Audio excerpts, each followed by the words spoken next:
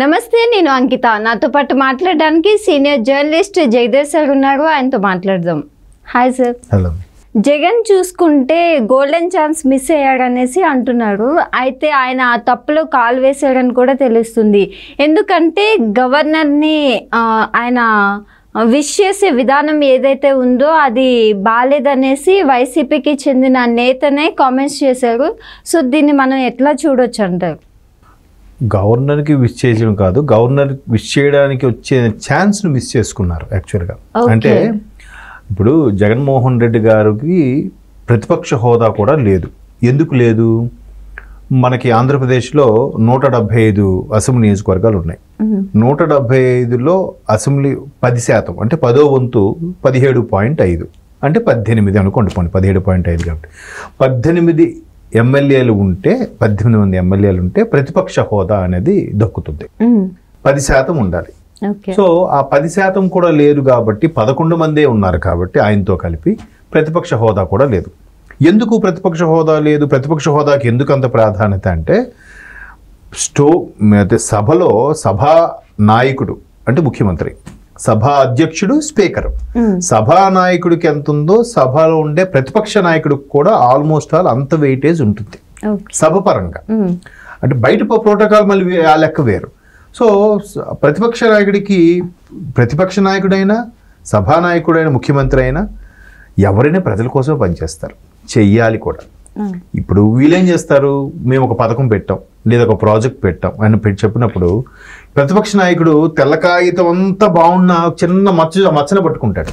అంటే ప్రభుత్వం పక్షం ఉన్న వాళ్ళు ఆ చిన్న మచ్చకు కూడా తావు ఇవ్వకుండా పని చేయాలనేది ప్రతిపక్ష నేత యొక్క ఉద్దేశం. ఏది జెన్యూన్గా రాజకీయాలు నడిచిన రోజుల్లో. బట్ ఇప్పుడు ఆయన అలా కాదు కదా. సో అలా కాని పక్షంలో ఏం చేశాడు? నిన్న అసెంబ్లీకి రారు అనుకున్నారు. బయట రకరకాలుగా రూమర్స్ వినబడ్డాయి, రకరకాలుగా ఈయన అసలు పార్లమెంట్కి వెళ్ళిపోతాడు, ఇక్కడ అవినాష్ రెడ్డి గారితో రాజీనామా చేయించి సెంట్రల్లోకి వెళ్ళిపోతాడు, అక్కడైతే లాబింగ్ చేసుకోవడం బాగుంటుంది అని రకరకాలుగా వార్తలు వినిపించినప్పటికీ సరే, మరి అది అబద్ధం అని చెప్పడానికో లేదంటే ఆ రూమర్స్ బయటకు వచ్చేసాయనో ఉద్దేశంతోనూ ఆయన అసెంబ్లీకి వచ్చారు నల్ల కండువా వేసుకొని. రాగానే మా ప్లకార్డులు చింపేస్తారని చెప్పి పోలీసుల మీద సీరియస్ అయ్యారు. అది పెద్దగా సీరియస్ అయ్యారు. అన్న బౌన్స్ బ్యాక్ అన్నట్టుగా పత్రికల్లో వేసుకున్నారు. అయితే ఇప్పుడు రెండో రోజు కూడా సభకి వెళ్ళి గవర్నర్ ప్రసంగంపై వాళ్ళ అభిప్రాయం చెప్పాలి. గవర్నర్ ప్రసంగం ఎలా ఉంది ఏంటి? గవర్నర్ గారు చక్కగా వివరించారు, లేదా గవర్నర్ గారు ఎంతసేపు ప్రభుత్వానికి డంకా బజాయించినట్టే మాట్లాడారు, లేదా ప్రభుత్వం ఇంకా పరిపాలన అవ్వకుండా ఎందుకు పొగడారు గవర్నర్ అనేవారు వన్ సైడ్ ఎలా అయిపోయారు, ఏదో వ్యాఖ్యానిస్తే బాగుంటుంది కదా. ఒకవైపు నల్లకండువ కప్పుకొని వచ్చి వెంటనే రెండో రోజుకే వెళ్ళిపోతే ద్వితీయ విఘ్నం అంటారు జనరల్గా ఈ శాస్త్రం ప్రకారంగా. ద్వితీయ విఘ్నం వచ్చేసిందిగా, ఇంకేం వస్తాడు ఆయన అసెంబ్లీకి అనేది కూడా కొంతమంది సెంటిమెంట్. సో ఆ మాటని లేదా అతని మీద పడ్డ ఆ మచ్చని చెరిపేసుకోవడానికి ఏంటో ఏదో అసెంబ్లీకి వచ్చారు, వెళ్ళిపోయారు. అలా కాకుండా రెగ్యులర్గా వచ్చి నాకు స్థానం కల్పించండి, నాకు మాట్లాడే అవకాశం ఇవ్వండి అని ఉంటే అది ప్రజలందరూ చూస్తారు. రాష్ట్రం కోసం ప్రజల కోసం పాటుపడుతున్నాడని ఫీలింగ్ కూడా ఉంటుంది. ఇప్పుడు వెళ్ళిపోవడం వల్ల ఏమైంది? ఈయన అక్కడ లాబింగ్ చేసుకోవడానికే ధర్నా పేరుతో వెళ్ళిపోయాడు అన్నట్టుగా వార్తలు వస్తున్నాయి. మరోవైపు నాకు 11 మంది ఉన్నారు, నాకు ప్రతిపక్ష హోదా ఇప్పించట్లేదు, ఇవ్వండి ప్రభు అని చెప్పి హైకోర్టులో పిటిషన్ కూడా వేసుకున్నాడు ఈయన కదా. హైకోర్టులో పిటిషన్ వేస్తే, బాబు నువ్వు అసలు సభకే హాజరవ్వకుండా నువ్వు ప్రతిపక్ష హోదా ఎలా అడుగుతావు అని అడిగితే, గవర్నర్ ప్రసంగం అంటే దాన్ని ఏమంటారు? ఇప్పుడు రాష్ట్రపతి, గవర్నరు, సుప్రీంకోర్టు, హైకోర్టు జడ్జెస్ వాళ్ళందరూ కూడా స్పెషల్ బ్యూరోక్రాట్స్. వాళ్ళందరూ కూడా అంతగా అటువంటి స్పెషల్ పర్సన్స్కి వెనకబెట్టి వెళ్ళిపోవడం వల్ల వాళ్ళకి అవమానపరిచినట్టేగా. సో ఇట్లా ఏదో ఒకటి మాట్లాడి అవకాశం ఇచ్చుంటే, ఎక్కడో సభలో వెనక్కు కూర్చున్నా కూడా ఒక సభలో ఉండే ఒక అభ్యర్థి ఎమ్మెల్యేగా, ఒక ప్రతినిధిగా, పులివెందులకు ప్రాతినిధ్యం వహించే ఒక ఎమ్మెల్యేగా మాకు అవకాశం ఇవ్వండి అంటే పోనీ ఏదో మాట్లాడడానికి ఇచ్చేవారేమో. అలా ఏం లేకుండా మాట్లాడకుండా వెళ్ళిపోవడం ఏమైంది?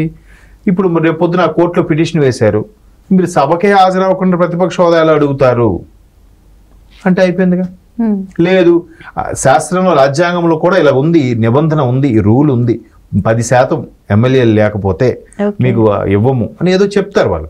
లేదా ఏవీ లేని పక్షంలో అంతా కూటమిలోనే ఉన్నారు. మిగతా 164 కూడా కూటమి సభగా ఏర్పడింది, కూటమి ప్రభుత్వం ఏర్పడింది. కాబట్టి ప్రతిపక్షం అనేది ప్రభుత్వం తరపున లేదా ప్రజల తరపున ప్రశ్నించడానికి, ప్రభుత్వం చేసే చిన్న చిన్న లోటుపాట్లతో సహా ప్రతిదీ వేలెత్తి చూపించడానికి ఒక వర్గం ఉండాలి. అది మేమే అవుతాము, సో మాకు అవకాశం కల్పించండి అని అడగడానికైనా ఉంటుంది కదా. అప్పుడు కోర్టు అవునా సరే ఇది ఒక్కసారి దీంట్లో ఏమైనా అమెండ్మెంట్ ఉందేమో, రాజ్యాంగంలో దీంట్లో ఏమైనా సవరణ లాంటివి ఉన్నాయేమో, లేదా గతంలో ఇలాగ ఎవరైనా పెట్టినప్పుడు ఏదైనా కోర్టు తీర్పు ఇచ్చిందా, అలహాబాద్ కోర్టు కానీ, ఢిల్లీ కోర్టు కానీ, లేదా పాట్నా కోర్టు కానీ, లక్నో కోర్టు కానీ మనకి వస్తుంటాయి. చూసారా, లాయర్ల దగ్గర వాళ్ళ దగ్గర పెద్ద పెద్ద పుస్తకాలు ఉంటాయి. అవన్నీ ఏంటంటే గతంలో ఇటువంటి కేసులు ఏమైనా వచ్చినప్పుడు దానికి ఆ పలానా కోర్టు, ముంబై కోర్టు ఏ విధంగా తీర్పిచ్చింది, లేదా మద్రాస్ కోర్టు ఏ విధంగా తీర్పిచ్చింది అనే దాని మీద ఆ బుక్స్ ప్రచురణ అవుతుంటాయి. సో దాన్ని బేస్ చేసుకొని వాళ్ళని రెఫర్ చేసే ఈ లాయర్లు వాదిస్తారు, ఈవెన్ జడ్జిలు కూడా తీర్పులు ఇస్తుంటారు. సో అటువంటి నేపథ్యంలో ఈయన గట్టిగా మాట్లాడడానికి ఉండేది, ఆ ఛాన్స్ మిస్ అయ్యారనేది మీరు ఇప్పుడు అడిగిన క్వశ్చన్ యొక్క సారాంశం. అని ఉంటే అరే ఈయన పాపం అసెంబ్లీకి రోజు వస్తున్నాడు వెళ్తున్నాడు, ఈయన కనీసం ఒక్కసారి కూడా వాళ్ళ ఏ ప్రాతినిధ్యం వహిస్తున్నారో ఆ ప్రాతినిధ్యం వహించే నియోజకవర్గం ప్రజల మనోభావాల కోసమైనా ఈయనకు అవకాశం ఇవ్వాలి కదా, ఇవ్వలేదు ఎందుకు అని కోర్టు ఈయన ప్రశ్నిస్తుంది. తిరిగి సభని ప్రశ్నిస్తుంది, సభను వీలైతే ఆదేశించినా ఆదేశించవచ్చు. బట్ ఆ అవకాశం లేకుండా పోయింది కదా. ఇప్పుడు ఏమైంది, ఇప్పుడు అందరూ ఈ కూటమిలో వాళ్ళందరూ ఏమంటున్నారు, ఈయన అక్కడ లాబింగ్ చేసుకోవడానికి ధర్నా పేరుతో వెళ్ళాడు, ఇక్కడ రాడు, ఇకపై ఎంపీగా వెళ్ళిపోతాడు అని అన్న బాగా పబ్లిసిటీ అయిపోయింది. కాబట్టి దాన్ని కప్పిపుచ్చుకోవడానికి, లేదు అది అబద్ధం అని చెప్పుకోవడానికే మొదటి రోజు నల్లకడు వేసుకుని వచ్చాడు అన్నట్టుగా కూటమి వాళ్ళు మాట్లాడుతారు. ఎందుకు? రాజశేఖర రెడ్డి గారి యొక్క వర్ధంత సభకి సాక్షాత్తు తెలంగాణ ముఖ్యమంత్రి రేవంత్ రెడ్డి గారు మంగళగిరి వెళ్ళి సభ పెట్టినప్పుడు కూడా ఏమన్నారు, జగన్మోహన్ రెడ్డి ఎంపీగా వెళ్తాడంట కదా, ఒకవేళ అలాగానైతే ఈసారి మా షర్మిలమ్మని పోటీకి నిలబట్టి గల్లీకి తిరిగి సందు తిరిగి మా షర్మిలను గెలిపించుకునే బాధ్యత నేను తీసుకుంటా అన్నట్టు కూడా రేవంత్ రెడ్డి స్టేట్మెంట్ ఇచ్చారు. సో ఒక ముఖ్యమైన ఇప్పుడు జనరల్గా సోషల్ మీడియాలో ఉన్న వార్త అవ్వచ్చు, లేదంటే ఇంకేమైనా సామాన్యులు నెటిజన్స్ మాట్లాడుకున్న వార్త అయితే అవ్వచ్చు, కానీ ఒక ముఖ్యమంత్రి స్థాయి వ్యక్తి ఆ విధంగా స్టేట్మెంట్ ఇచ్చారంటే ఆయనకి ఎంతో కొంత ఇన్ఫర్మేషన్ ఉండుంటుంది కదా, ఉండకుండా అయితే ఉండదు కదా.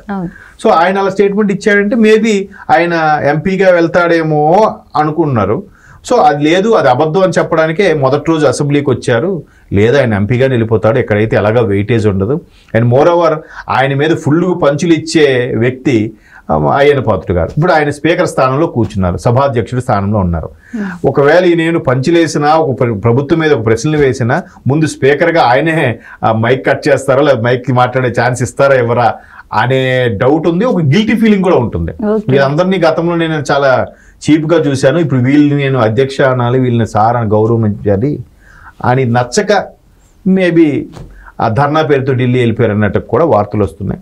చూద్దాం మరి ఆయన జగన్మోహన్ రెడ్డి గారి వ్యూహరచన ఏ విధంగా ఉండబోతుంది, దాన్ని వీళ్ళు కూటమి వాళ్ళు ఎలా తిప్పికొడతారు ఏంటనేది let us wait and see. Okay, thank you sir. Thank you.